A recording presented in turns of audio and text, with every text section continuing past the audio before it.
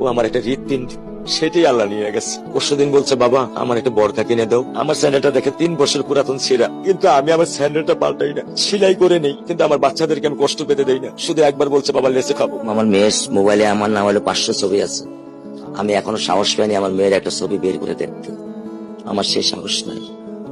আমি সেই সাহস হারাই ফেলছি, কারণ ও আমার ছিল হৃৎপিণ্ড।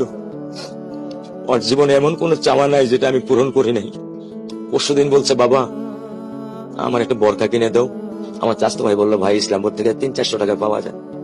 আমি সাথে সাথে নিউ মার্কেট থেকে আমি 1000 টাকা দিয়ে আমার মেয়েকে বরকা এনে দিচ্ছি। আমি দরিদ্র, ভাঙা বাসায় থাকি, কিন্তু আমার গরিব সন্তানদেরকে আমি কখনোই দারিদ্রতা স্বাদ পেতে দেইনি। দারিদ্রতা স্বাদ পেতে দেইনি। আমার বড় মেয়েকে এখন আমি সেলোরার থেকে জামা কিনে দিই। আমার স্যান্ডেলটা দেখে 3 বছর পুরাতন ছেঁড়া, কিন্তু আমি আমার স্যান্ডেলটা পাল্টাই না, সেলাই করে নেই, কিন্তু আমার বাচ্চাদেরকে আমি কষ্ট পেতে দেই না।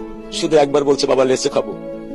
আমি 1 মিনিটও দেরি করিনি, 1 মিনিটও আমি দেরি করিনি। ও আমার একটা হৃৎপিণ্ড, সেটাই আল্লাহ নিয়ে গেছে। আলহামদুলিল্লাহ, শুকরিয়া, আল্লাহ দিচ্ছে, আল্লাহ নিয়ে গেছে। আমার কোনো কষ্ট নেই। আমি তো চাইলে পারতাম না, অনেক দম্পতি আছে যাদের সন্তান নেই। আল্লাহ দিচ্ছে, আল্লাহ নিয়ে গেছে। আমি আলহামদুলিল্লাহ করি আল্লাহ গেছে। আমার কোনো কষ্ট নেই, আমার কোনো কষ্ট নেই।